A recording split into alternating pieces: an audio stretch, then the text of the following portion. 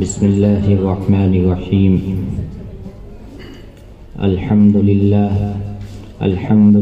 نحمده ونستعینه ونستغفره ونؤمن به ونتوکل علیہ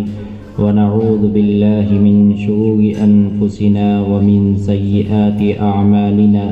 من يهده الله فلا مضل له ومن يضلله فلا هادي له وأشهد أن لا إله إلا الله وأن محمدا عبده ورسوله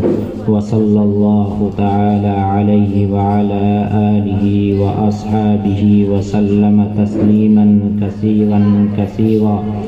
أما بعد فأعوذ بالله من الشيطان الرجيم بسم الله الرحمن الرحيم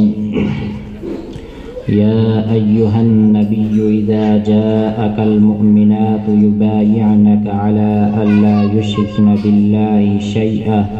ولا يسرقن ولا يزنين ولا يقتلن أولادهن ولا يأتين ببهتان يفترينه بين أيديهن وأرجلهن ولا يعصينك في معروف فبايعهن واستغفر لهن الله إن الله غفور رحيم صدق الله العظيم وقال النبي صلى الله عليه وسلم إذا خرجت المرأة استشرفها الشيطان أو كما قال رسول الله صلى الله عليه وسلم۔ محترم بزرگوں، دوستوں اور پردہ نشین ماؤں اور بہنوں، اللہ تبارک و تعالی نے اس دنیا کے اندر انسان کا جو مزاج بنایا ہے وہ مدنی الطبع بنایا ہے، یعنی آپس میں مل جل کر زندگی گزارنے والا۔ اللہ تبارک و تعالیٰ نے صرف انسان کے اندر ہی یہ خصوصیت رکھی ہے کہ یہ آپس میں خاندان، قبیلہ اور گھر کے اندر منظم شکل میں زندگی گزارتا ہے، اور یہ بات بھی اپنی جگہ روز روشن کی طرح آیا ہے کہ کوئی بھی گھر، کوئی بھی قبیلہ، کوئی بھی خاندان بغیر عورت کے مکمل نہیں ہوتا۔ عورت کو اللہ تبارک و تعالیٰ نے اس دنیا کے اندر جو مقام عطا فرمایا ہے اس کو حقیقت میں صرف اور صرف ہمارے آقا صلی اللہ علیہ وسلم نے انسانوں کو پہچانوایا ہے، ورنہ حقیقت یہ ہے کہ دوسرے مذاہب کے اندر عورت کو ایک طرح سے کٹپتلی اور کھلونا بنا کر دنیا کے اندر پیش کیا گیا۔ بعض مذاہب کے اندر تو عورت کو انسان کہنے سے انکار ہی کر دیا، لیکن مذہب اسلام کے اندر اللہ تبارک و تعالیٰ نے عورت کو ایسا مقام عطا فرمایا ہے کہ جس کی نظیر دوسرے مذاہب کے اندر نہیں ملتی، اور ہمارے مذہب کے اندر تو اللہ تبارک و تعالیٰ نے خصوصیت کے ساتھ میں قربانی دینے کے اعتبار سے بھی مردوں پر عورتوں کو فوقیت عطا فرما دی۔ جب ہم اپنے مذہب کی تاریخ دیکھتے ہیں تو اپنے مذہب میں ہمیں یہ بات نظر آتی ہے کہ اللہ کے نبی صلی اللہ علیہ وسلم کو جب نبوت عطا کی گئی تو آپ صلی اللہ علیہ وسلم اس وقت میں پریشان حال تھے۔ آپ صلی اللہ علیہ وسلم نے اس وقت میں جو الفاظ ذکر کیے ہیں وہ اس طرح ہیں کہ لقد خشیت علی نفسی، کہ مجھے اپنی جان کے چلے جانے کا خطرہ ہے۔ تو ایسے موقع پر کسی مرد نے آپ صلی اللہ علیہ وسلم کو تسلی نہیں دی، بلکہ ایسے موقع پر تسلی دینے والی بھی ایک خاتون تھی، حضرت خدیجہ رضی اللہ تعالی عنہا۔ پھر آپ صلی اللہ علیہ وسلم کا جب نبی ہونا لوگوں کو معلوم ہوا اور حضرت خدیجہ رضی اللہ تعالی عنہا کے چچا زاد بھائی نے آپ صلی اللہ علیہ وسلم کے نبی ہونے کی بشارت دے دی، تو مذہب اسلام کے اندر یہ خصوصیت بھی عورت کو حاصل ہوئی کہ سب سے پہلے جو مسلمان ہوئیں وہ حضرت خدیجہ رضی اللہ تعالی عنہا ہیں۔ پھر اللہ کے نبی صلی اللہ علیہ وسلم کیونکہ بے سر و سامانی کے زندگی گزار رہے تھے، مکے کے اندر آپ کے لوگ دشمن ہو گئے، تو ایسے موقع پر آپ صلی اللہ علیہ وسلم کی جو مدد فرمائی ہے وہ بھی ایک خاتون ہے، یعنی حضرت خدیجہ رضی اللہ تعالی عنہا۔ تو مذہب اسلام کے اندر اللہ تبارک و تعالیٰ نے عورتوں کو اگر دیکھا جائے تو مردوں پر فوقیت عطا فرمائی ہے کہ نبی کے چہرے انور کو نبوت کے بعد میں بھی سب سے پہلے جس نے دیکھا وہ ایک عورت ہے، مسلمان جو ہوئی وہ ایک عورت ہے، مالی مدد فرمائی رسول اللہ صلی اللہ علیہ وسلم کی سب سے پہلے وہ بھی ایک عورت ہے، اور مذہب اسلام کے اندر جو شہادت ہوئی ہے سب سے پہلے وہ بھی ایک خاتون کی، حضرت سمیہ رضی اللہ تعالی عنہا کی ہے۔ اور اللہ تبارک و تعالیٰ نے کلام پاک کے اندر بھی عورتوں کو ایک خصوصیت عطا فرمائی کہ پورے قرآن کریم کے اندر مردوں کے نام سے کوئی صورت نازل نہیں ہوئی، لیکن عورتوں کے نام سے سورۃ النساء ایک صورت نازل فرمائی۔ یہ اتنی خصوصیتیں مذہب اسلام کے اندر میری ماؤں بہنوں آپ کو جو اللہ تبارک و تعالیٰ نے دی ہیں، یہ آپ کی اہمیت اور آپ کے اس معاشرے کے اندر ایک قیمتی جوہر ہونے کی دلیل ہے۔ دنیا آپ کے تعلق سے چاہے کتنا ہی کچھ بھی کہے، لیکن ہمیں اللہ اس کے رسول کے فرمان پر 100% یقین ہے۔ اللہ تبارک و تعالیٰ نے آپ کو جو قیمتی جوہر عطا فرمایا ہے وہ حقیقت میں مردوں کو بھی عطا نہیں کیا گیا، لیکن اتنے قیمتی ہونے کے بعد میں بھی اگر آپ کی طرف سے غفلت ہو جائے تو پھر ایسی شکل کے اندر پورا معاشرہ تباہ ہو جاتا ہے، پورے معاشرے کے اندر بددینی پھیل جاتی ہے۔ مقولہ ہے کہ اگر عورت دیندار ہوتی ہے تو گھر جنت نما بن جاتا ہے، اور اگر عورت دیندار نہ ہو، خدا نخواستہ بددین ہو، تو چاہے اس گھر کے اندر کتنے ہی اللہ اللہ کرنے والے موجود ہو، پھر بھی وہ مکان اور وہ گھر جہنم قدا بن جاتا ہے۔ چاہے مرد حضرات اس بات کو نہ جانتے ہوں، لیکن عورت کی حقیقت واقعتاً یہی ہے۔ اسی وجہ سے اللہ تبارک و تعالیٰ نے عورت کے ذمے گھر کے نظام کو مقرر کر دیا کہ عورت گھر کے نظام کو سنبھالے۔ اگر اللہ تبارک و تعالیٰ چاہتا تو مردوں کو یہ حکم دیتا کہ تم گھر میں رہ کر اپنے گھر کے نظام کو سنبھالو، گھر کو منظم طریقے پر چلاؤ، لیکن اللہ تبارک و تعالیٰ نے یہ صلاحیت مرد کے اندر نہیں رکھی، بلکہ یہ صلاحیت اللہ تبارک و تعالیٰ نے عورت کے اندر رکھی ہے۔ اسی وجہ سے اللہ تبارک و تعالیٰ نے عورت کے ذمے گھر کا نظام مقرر کیا ہے، اور عورت اگر اپنی پر آ جائے اور عورت یہ طے کر لے کہ میں اپنے گھر کو جنت نما بنا دوں، میں اللہ تبارک و تعالیٰ کے مطیع و فرمانبردار ہر فرد کو بنا دوں، تو ایسی شکل کے اندر کوئی بھی انسان اس کی قدرت سے باہر نہیں۔ اس کی تازہ مثال جس سے بات سمجھ میں آئے یوں سمجھی جا سکتی ہے کہ اگر عورت چاہتی ہے اپنے شوہر سے یا اپنے والد صاحب سے یا اپنے بھائی سے کسی چیز کا مطالبہ کرتی ہے، کوئی چیز مانگتی ہے، تو وہ مجبور کر دیتی ہے، اس کا والد، اس کا شوہر، اس کا بھائی وہ چیز دینے پر مجبور ہو جاتا ہے۔ تو اس سے یہ بات سمجھ میں آئی کہ اگر عورت یہ طے کر لے کہ میں اپنے گھر کو دیندار بنا دوں، میں اپنے گھر والوں کو نیک بنا دوں، تو ایسی شکل کے اندر کوئی بھی مرد عورت کی طاقت سے باہر نہیں ہو سکتا۔ ایک واقعہ کتابوں کے اندر لکھا ہوا ہے کہ ایک اللہ والے 20 سال سے مسلسل بلا ناغہ تہجد کی نماز پڑھ رہے تھے۔ ایک دن اپنی بیوی کے پاس بیٹھے ہوئے اللہ کا شکر ادا کرتے ہوئے کہا کہ اللہ کا لاکھ لاکھ شکر ہے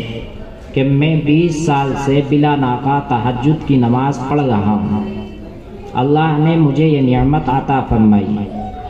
ذرا توجہ سے سنیں میری مائیں اور بہنیں۔ تو اس خاتون نے اپنے شوہر کی جب یہ بات سنی تو اس نے کہا کہ زیادہ بن کر مت دکھاؤ، یہ ساری میری محنت ہے، میری محنت کی وجہ سے تم تہجد پڑھ رہے ہو۔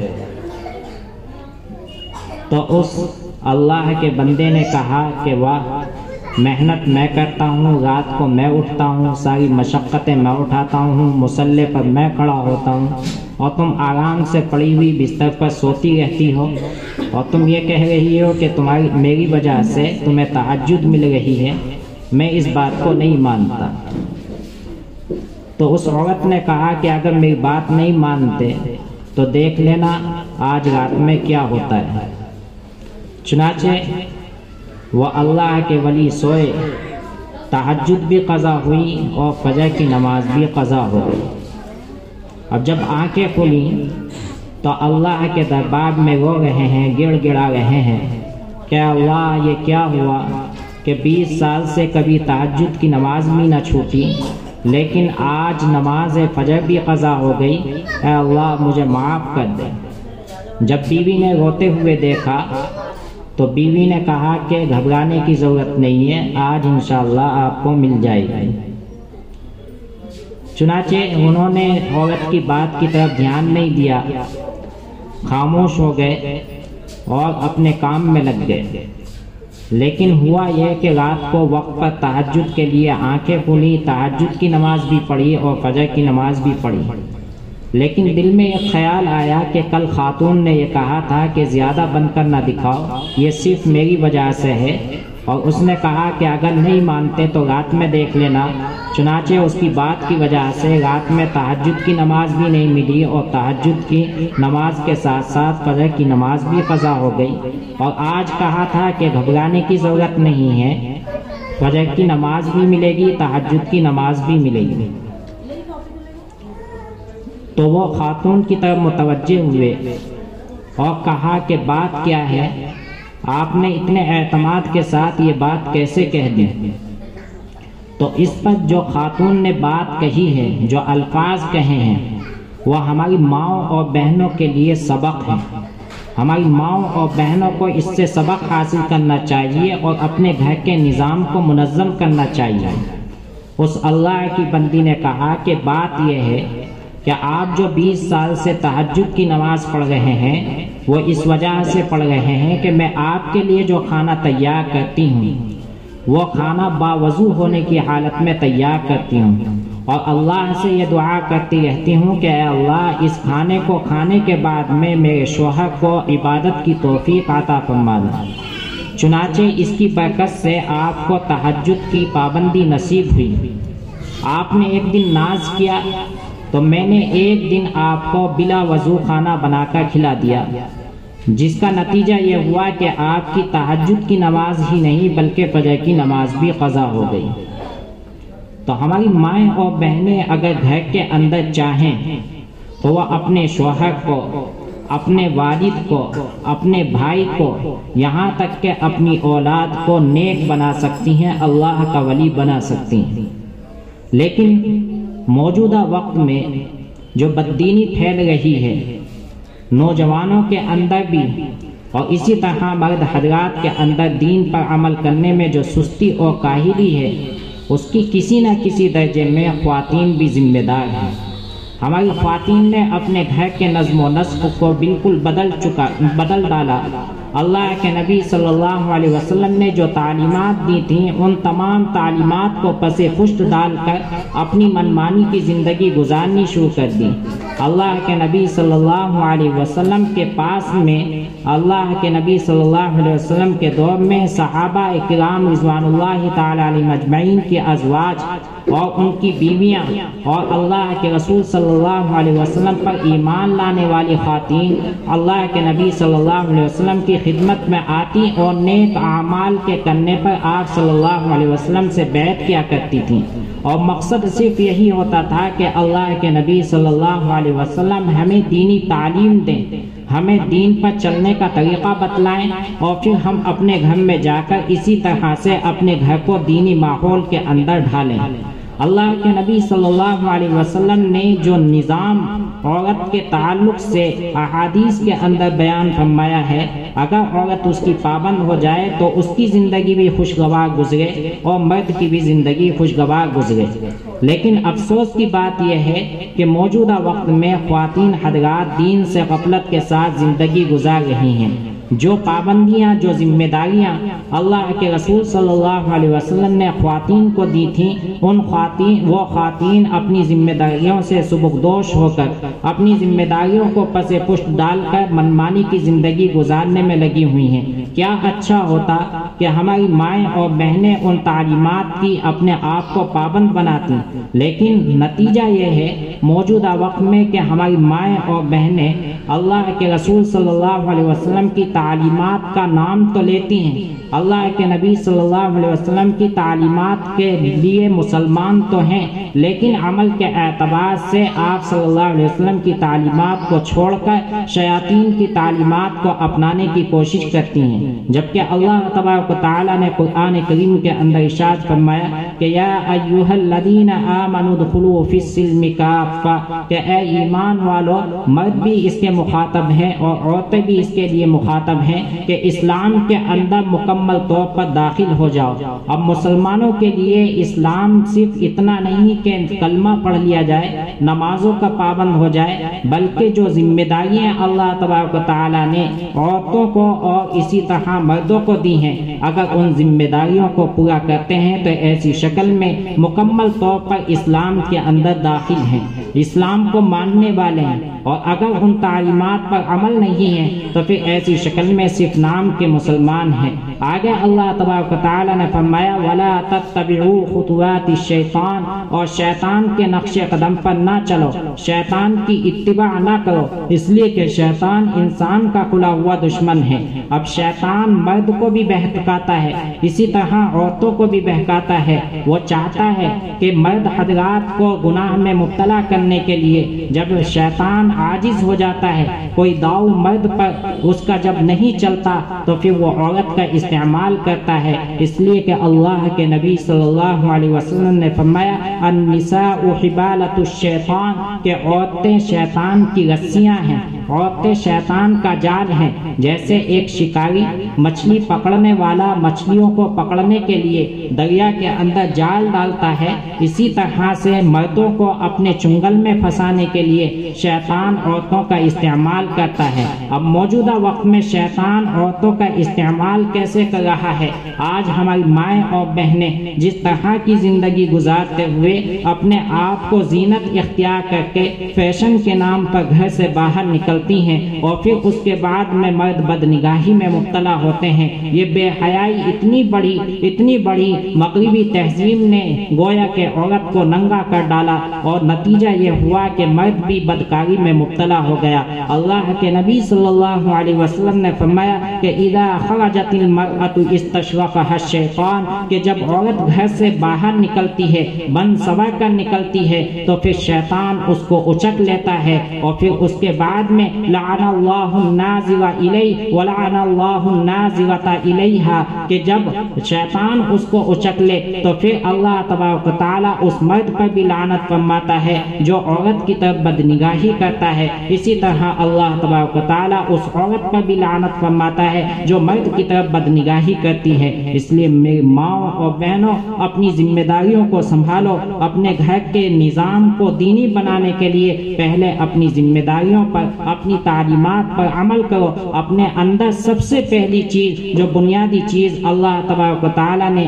آپ کو عطا فرمائی ہے، وہ یہ کہ حیا اور شرم اپنے اندر پیدا کرو۔ چھوڑ دو مغربی تہذیب کو۔ مغربی تہذیب نے کبھی عورت کو مقام نہیں دیا، عورت کو عزت نہیں دی، عورت کو جاہ و جلال نہیں دیا، عورت کو کبھی کسی زمانے کے اندر کسی بھی طرح کی حیا اور پاک دامنی نہیں دی، بلکہ یہودی مذہب کو دیکھا جائے تو یہودیوں نے تو اس بات کو کہا کہ عورت ایک جانور ہے۔ عیسائی کے مذہب کو دیکھا جائے تو عیسائیوں نے اس بات کو کہا کہ عورت انسان نہیں بلکہ جنات کی شکل میں ایک جن ہے۔ اسی طرح سے دوسرے مذاہب کے ماننے والوں نے عورتوں کے تعلق سے نہ جانے کیا کیا بات کہی ہے، لیکن قربان جاؤں رسول اللہ صلی اللہ علیہ وسلم کے فرمان پر کہ اللہ کے نبی صلی اللہ علیہ وسلم نے عورت کو گھر کی زینت قرار دیا، اور اسی طرح سے عورت کو کہا کہ اگر وہ ماں بن جاتی ہے تو ایسی شکل کے اندر مرد کے لیے اس کے پاؤں کے اس کے قدموں کے نیچے جنت بنا دی۔ یہ اللہ تبارک و تعالیٰ کا بہت بڑا انعام ہے کہ اللہ تبارک و تعالیٰ نے آپ کو یہ مقام عطا فرمایا ہے۔ میری ماں اور بہنوں، اللہ تبارک و تعالیٰ نے جب رسول اللہ صلی اللہ علیہ وسلم کے پاس میں کچھ خواتین اللہ کے نبی صلی اللہ علیہ وسلم کے پاس دین سیکھنے کے لیے آئیں اور آپ صلی اللہ علیہ وسلم سے اس بات پر بیعت کرنے کے لیے آئیں کہ ہم آپ صلی اللہ علیہ وسلم کی تعلیمات پر عمل کریں گے، جو حکم ہمیں دیں گے ہم ان کو مانیں گے، تو اس وقت میں اللہ تبارک و تعالیٰ نے اپنے محبوب صلی اللہ علیہ وسلم کو عورتوں کے تعلق سے ایک آیت کریمہ کے اندر چند چیزوں کا حکم دیا۔ چنانچہ اللہ تبارک و تعالیٰ فرماتا ہے یا ایھا النبی اذا جاءک المؤمنات یبایعنک علی الا یشرکن باللہ شیئا، کہ اے نبی جب آپ کے پاس ایمان والی عورتیں آپ سے بیعت کرنے کے لیے آئیں تو ان کو بیعت کرنے سے پہلے سب سے پہلے ان سے یہ عہد لیں کہ وہ اللہ کے ساتھ میں کسی کو بھی شریک نہیں کریں گے۔ سب سے پہلی چیز اللہ تبارک و تعالیٰ نے عورتوں کے لیے جو تعلیم فرمائی وہ یہ کہ اے نبی آپ جب ان کو بیعت کریں تو پہلی چیز یہ ہے کہ آپ ان سے اس بات کا عہد لیں کہ یہ اللہ تبارک و تعالیٰ کے ساتھ کسی بھی چیز کو شریک کرنے والی نہیں ہوں گی۔ اب یہاں شرک کے تعلق سے بات سمجھنی چاہیے کہ ایک تو شرک یہ ہے کہ اللہ کے ساتھ اللہ کی ذات یا اس کی صفات میں کسی دوسرے کو شریک مان کر اس کی عبادت کی جانے لگے، تو ایسی شکل کے اندر یہ کھلا ہوا شرک ہے۔ اللہ تبارک و تعالیٰ قرآن کریم کے اندر فرماتا ہے ان اللہ لا یغفر ان یشرک بہ ویغفر ما دون ذلک لمن یشاء، کہ بے شک اللہ تبارک و تعالیٰ ہر گناہ کو معاف کر دے گا لیکن شرک کو اللہ تبارک و تعالیٰ معاف نہیں فرمائے گا۔ تو ایک کھلا ہوا شرک ہے جس کو ہر انسان جانتا ہے، لیکن ایک شرک ایسا ہے جو خفیہ ہے اور وہ عام طور سے عورتوں کے اندر رائج ہوتا ہے۔ اس بات کو سمجھنا ہے۔ اس آیت کریمہ کی ہی وضاحت کر کے میں اپنی بات کو ختم کرتا ہوں۔ اللہ کے نبی صلی اللہ علیہ وسلم نے فرمایا کہ اگر کسی انسان پر کوئی پریشانی آ جائے وہ اللہ تبارک و تعالیٰ سے امید لگانی چھوڑ دے اور وہ غیر اللہ سے امید لگا لے تو ایسی شکل کے اندر یہ بھی شرک ہے۔ اب ہمارے گھر کے اندر ماحول یہ ہوتا ہے کہ جب کوئی پریشانی گھر پر آ جاتی ہے، کوئی مصیبت آ جاتی ہے، کوئی بیماری آ جاتی ہے، تو اگر وہ کچھ دن تک باقی رہے تو پھر ایسی شکل میں ہماری ماں اور بہنوں کا مزاج یہ بن چکا ہے، یہ گویا کہ بددینی کا مزاج ہے کہ ایسی شکل کے اندر پھر جھاڑ پھونک کرنے والوں کو تلاش کیا جاتا ہے، پھر تعویذ گنڈے والوں کے پاس جاتے ہیں اور وہاں جا کر ان سے تعویذ کے ذریعے سے یہ سمجھا جاتا ہے کہ یہی ہمیں شفا دینے والا ہے۔ اب ایسی شکل کے اندر اللہ تبارک و تعالیٰ کی طرف سے نا امید ہو کر اس تعویذ گنڈے والے پر یقین ہو جاتا ہے اور اس کے اندر ہماری مائیں اور بہنیں زیادہ مبتلا ہیں۔ آپ دیکھیں جہاں بھی تعویذ گنڈے کرنے والے موجود ہیں وہاں پر زیادہ لائن لگی ہوئی عورتوں کی ہوتی ہے، اس لیے اللہ کے نبی صلی اللہ علیہ وسلم کو اس بات کا حکم دیا گیا کہ جب ایمان والی عورتیں آپ کے پاس میں بیعت کرنے کے لیے آئیں تو پہلے آپ ان سے اس بات کا عہد لیں کہ یہ اللہ کے ساتھ میں کسی کو بھی شریک کرنے والی نہ بنے۔ اس لیے میری ماں اور بہنوں اپنے دل کے اندر اس بات کا یقین رکھیں کہ اگر کوئی بیماری آتی ہے تو شفا بھی اللہ دیتا ہے، اگر کوئی مصیبت اور پریشانی آتی ہے اس سے چھٹکارا بھی اللہ ہی دے گا۔ اللہ کے علاوہ کوئی ایسا راستہ نہیں، ایسی کوئی سی دوسری ذات نہیں جو اس مشکل کو ہٹا سکے، اس پریشانی کو دور کر سکے یا اس بیماری سے شفا دے سکے۔ صرف ایک ہی اللہ کی ذات ہے جو انسان کو شفا دیتا ہے، جو اس کی پریشانیوں کو اور مشکلوں کو حل کرتا ہے۔ اس لیے اللہ تبارک و تعالیٰ نے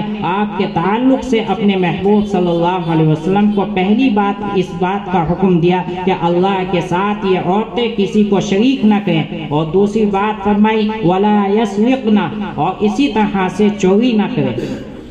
کہ جب اے نبی آپ کے پاس میں، میری ماں اور بہنوں تھوڑا توجہ سے سنیں، اپنی باتوں کو موقوف کر دیں، میں قرآن کریم کی آیت کی وضاحت کر رہا ہوں، قرآن کریم کی تفسیر ہے، قرآن کریم کا سننا، اور اسی طرح سے قرآن کریم کی جب بات کی جائے تو اس کا سننا واجب ہے۔ وَإِذَا قُرِئَ الْقُرْآنُ فَاسْتَمِعُوا لَهُ وَأَنصِتُوا، اللہ تبارک و تعالیٰ نے قرآن میں فرمایا کہ جب تمہارے سامنے قرآن کریم پڑھا جائے تو اس کو دھیان لگا کر غور سے سنو اور خاموش رہو۔ اب ایسی شکل میں اگر قرآن کی بات ہو رہی ہو اور باتیں کی جائیں تو ایسی شکل میں قرآن کے حکم کے خلاف عمل کرنا لازم آتا ہے، اور اس شکل کے اندر گناہ کبیرہ ہے، یہ گناہ کبیرہ ہے۔ ہم یہ سمجھ کر اس مجلس کے اندر شریک ہوئے کہ ہمیں ثواب ملے گا، ہمیں کچھ دین کی بات سننے کو ملے گی، پھر ہم عمل کریں گے، اگر باتوں میں مشغول رہیں تو پھر ایسی شکل کے اندر ہمیں کچھ پلے نہیں پڑے گا۔ اس لیے دھیان کے ساتھ میں چند منٹ میری بات کو سنیں اور انشاءاللہ اس پر عمل کرنے کے لیے تیار ہوں۔ اللہ تعالیٰ آپ کو بھی اور مجھے بھی عمل کی توفیق عطا فرمائے۔ تو رسول اللہ صلی اللہ علیہ وسلم کو اللہ تبارک و تعالیٰ نے دوسری بات کا جو حکم دیا وہ اس بات کا حکم دیا کہ اے نبی، جب آپ کے پاس میں یہ عورتیں آپ سے دین پر بیعت کرنے کے لیے آئیں تو آپ ان سے اس بات کا عہد لیں کہ یہ کسی بھی چیز کے تعلق سے چوری نہیں کریں گی۔ ایک تو چوری ہے کہ مال کا چرانا، ہر آدمی جانتا ہے کہ کسی آدمی کے غفلت میں، غافل ہونے کی صورت میں اس کے مال کو اچک لیا جائے تو یہ چوری ہے۔ قرآن کریم میں چوری کے تعلق سے سزا بیان کی گئی ہے، لیکن ایک چوری یہ بھی ہے کہ آدمی اللہ تبارک و تعالیٰ کی عبادت میں، اللہ تبارک و تعالیٰ نے جو ذمہ داریاں دی ہیں ان کے اندر کوتاہی کرنے لگے، ان میں چوری کرنے لگے۔ اللہ کے نبی صلی اللہ علیہ وسلم نے فرمایا کہ اسوأ الناس سرقۃ یسرق فی الصلاۃ، کہ سب سے بدترین چور وہ ہے جو اللہ تبارک و تعالیٰ کی عبادت میں، نماز میں چوری کرتا ہو۔ ہماری مائیں اور بہنیں اس عمل کے اندر خاص طور سے زیادہ مبتلا ہے۔ جب نمازیں پڑھیں گی تو نماز کو ٹالتی رہیں گی آخر وقت تک، اور جب وقت باقی نہیں رہے گا، نماز قضا ہونے کا وقت قریب ہے تو پھر ایسی شکل میں جلدی جلدی وضو کریں گی اور پھر اس کے بعد میں اٹھک بیٹھک لگاتی ہیں۔ حدیث پاک کے اندر آتا ہے کہ کچھ لوگ ایسے ہیں کہ نماز کو اس طرح پڑھتے ہیں جیسے کہ کوا پانی کے اندر چونچ ڈال کر ٹھونگے مار کر پانی پیتا ہے، کہ ایسے لوگ یہ اللہ تبارک و تعالیٰ کی لعنت کے، اللہ تبارک و تعالیٰ کی غضب کے مستحق ہیں۔ اللہ تبارک و تعالیٰ ایسے لوگوں کی عبادت کو ان کے منہ پر پھینک کر مار دیتا ہے۔ تو اس لیے اللہ تبارک و تعالیٰ نے اپنے محبوب صلی اللہ علیہ وسلم کو اس بات کا حکم دیا کہ جب عورتیں آپ سے بیعت کرنے کے لیے آئیں تو پہلے ان سے اس بات کا عہد لیں کہ وہ چوری نہیں کریں گی۔ ہماری مائیں اور بہنیں گھر کے اندر گھر کا انتظام سنبھالتے ہوئے جس طرح سے اپنے شوہروں کے مال میں چوری کرتی ہیں اور اس سے بچا بچا کر اپنے پاس ذخیرہ کر لیتی ہیں، یا اسی طرح سے اپنے شوہر کی عدم موجودگی میں اس کے پیچھے جو خیانت کے کام کرتی ہیں، وہ ہر عورت واقف ہے کہ ہاں وہ کس طرح کی زندگی گزار رہی ہے۔ اس لیے میری ماں اور بہنوں، اللہ تبارک و تعالیٰ نے آپ کو خصوصیت کے ساتھ میں یہ حکم دیا کہ کسی بھی طرح کی چوری نہیں کرنی۔ اسی طرح تیسرا حکم دیا کہ ولا یزنین، کہ کسی کے ساتھ منہ کالا نہیں کرنا،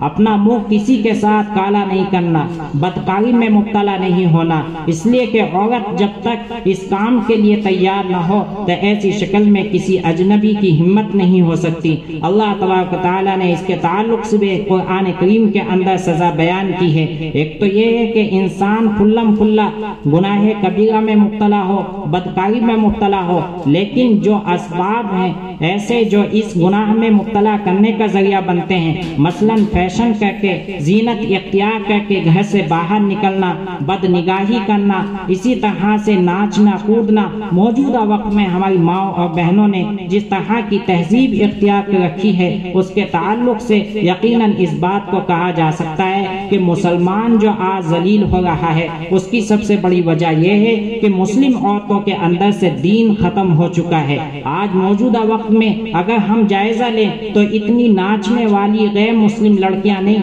اتنے ڈانس کرنے والی غیر مسلم لڑکیاں نہیں جتنے کہ آج مسلمان لڑکیاں ہیں۔ آپ دیکھیں موبائل کے اندر ایک فنکشن ہوتا ہے ٹک ٹاک کے نام پر کہ اس کے اوپر کس طرح سے نوجوان لڑکیاں ناچ کرنے میں مشغول ہیں، اور سب کی سب وہ مسلمان لڑکیاں ہیں۔ اللہ کے نبی صلی اللہ علیہ وسلم نے تو ایک موقع پر ازواج مطہرات موجود تھیں، حضرت عبداللہ ابن ام مکتوم رضی اللہ تعالیٰ عنہ رسول اللہ صلی اللہ علیہ وسلم کے پاس تشریف لائے تھے جو کہ نابینا صحابی تھے، اور آپ صلی اللہ علیہ وسلم کے پاس میں حضرت ام سلمہ اور حضرت میمونہ رضی اللہ تعالیٰ عنہما دونوں موجود تھیں۔ اللہ کے نبی صلی اللہ علیہ وسلم نے اپنی دونوں بیویوں کو اس بات کا حکم دیا تھا کہ تم پردہ کرو، تو اس موقع پر حضرت ام سلمہ رضی اللہ تعالیٰ عنہ نے فرمایا کہ یا رسول اللہ یہ تو نابینا صحابی ہیں، ان کو تو نظر نہیں آتا ہے کہ ان سے پردہ کیسا؟ تو اللہ کے نبی صلی اللہ علیہ وسلم نے فرمایا کہ اگر عبداللہ نابینا ہے تم تو بینا ہو، تم تو دیکھتی ہو۔ معلوم یہ ہوا کہ جس طرح مرد کو بدنگاہی سے روکنے کا حکم دیا گیا، اسی طرح عورت کو بھی بدنگاہی سے روکنے کا حکم دیا گیا ہے۔ یہی وجہ ہے قرآن کریم کے اندر اللہ تبارک و تعالیٰ نے مردوں کو بھی حکم فرمایا کہ قل للمؤمنین یغضوا من ابصارہم، کہ اے نبی ایمان والوں سے کہہ دیجئے کہ وہ اپنی نگاہوں کو نیچی رکھیں۔ اسی طرح سے اللہ تبارک و تعالیٰ نے اگلی آیت کریمہ کے اندر فرمایا وَقُلْ لِلْمُؤْمِنَاتِ يَغْضُضْنَ مِنْ أَبْصَارِهِنَّ، کہ اے اللہ کے نبی ایمان والی عورتوں سے بھی کہہ دیجئے کہ وہ اپنی نگاہوں کو نیچی رکھیں۔ جب اللہ تبارک و تعالیٰ نے مرد کو بھی اور عورت کو بھی اپنی نگاہ کی حفاظت کا حکم دیا ہے تو پھر یہ کہاں سے جائز ہو سکتا ہے کہ ایک جوان لڑکی ہو اور وہ پھر اجنبیوں کے سامنے بے پردہ ہو کر فیشن اختیار کر کے زینت اختیار کر کے وہ ناچتی ہوئی نظر آئے، کودتی ہوئی نظر آئے۔ ایک وقت تو وہ تھا کہ جب اللہ کے نبی صلی اللہ علیہ وسلم غزوے کے موقع پر ایک جہاد کے اندر تشریف لے گئے تھے تو ایک خاتون نقاب کے اندر مدینہ منورہ کے ایک بازار میں ایک سامان خریدنے کے لیے یہودی کی دکان پر گئی تھی۔ یہودیوں نے کوشش کی کہ اس خاتون کے چہرے کو دیکھا جائے لیکن پردے کی وجہ سے اس کا چہرہ نظر نہ آ سکا، تو انہوں نے یہ حرکت کی کہ اس کی اوڑھنی کو پیچھے کسی چیز سے باندھ دیا۔ جب وہ عورت چلی تو اس کا سر کھل گیا، تو اس پر اس نے اپنے بھائیوں کو آواز دی کہ ہے کوئی جو اپنی بہن کے پردے کی حفاظت کرنے والا ہو۔ ایک صحابی نے اس آواز کو سنا تو فوراً تلوار لے کر آئے اور اس یہودی کے سر کو قلم کر دیا۔ تو ایک وقت یہ تھا کہ مائیں اور بہنیں اتنے پردے میں رہا کرتی تھیں کہ اس وقت میں یہودی لوگ سازش کے باوجود بھی ان کے چہرے کو نہ دیکھ پاتے تھے، لیکن آج موجودہ وقت میں وہی مائیں بہنیں، وہی کلمہ پڑھنے والی، وہی مسلمان، وہی اللہ اس کے رسول کا نام لینے والی جس طرح سے بے پردہ ہو کر باہر نکل رہی ہیں، شادی بیاہوں کے اندر ہو یا بازار کے اندر ہو، وہ بالکل واضح ہے، اس کو بیان کرنے کی ضرورت نہیں ہے۔ اس لیے میری ماں و بہنوں اپنی ذمہ داری کو سمجھو۔ اللہ تبارک و تعالیٰ نے جو ذمہ داری آپ کو عطا فرمائی ہے، آپ کو ایک قیمتی جوہر بنایا ہے، اسلام کے اندر آپ کو اہمیت دی ہے اور آپ کو اسی وجہ سے پردے کا حکم دیا گیا ہے، اس لیے پردے کا اہتمام کرو اور اسی طرح سے اپنے گھر کے نظام کو دینی نظام بناؤ۔ اگر تم دیندار بن گئی تو یقیناً آپ کے شوہر، آپ کے بھائی، آپ کے بیٹے یقیناً دیندار بنیں گے، اور اگر خدا ناخواستہ آپ کے اندر بددینی آ گئی تو پھر ایسی شکل کے اندر چاہے آدمی کتنا ہی محنت کرنے والا ہو، چاہے کتنا ہی دیندار ہو، ایک نہ ایک دن آپ کا اثر پڑے گا اور اس کے نتیجے میں اس کے اندر بددینی داخل ہو جائے گی۔ اس لیے خدا را اپنی اہمیت کو پہچانو، اپنے اندر دین کو پیدا کرو۔ اللہ تبارک و تعالی آپ کو سمجھ عطا فرمائے اور ان باتوں پر ہم سب کو عمل کی توفیق عطا فرمائے۔ وآخر دعوانا الحمدللہ۔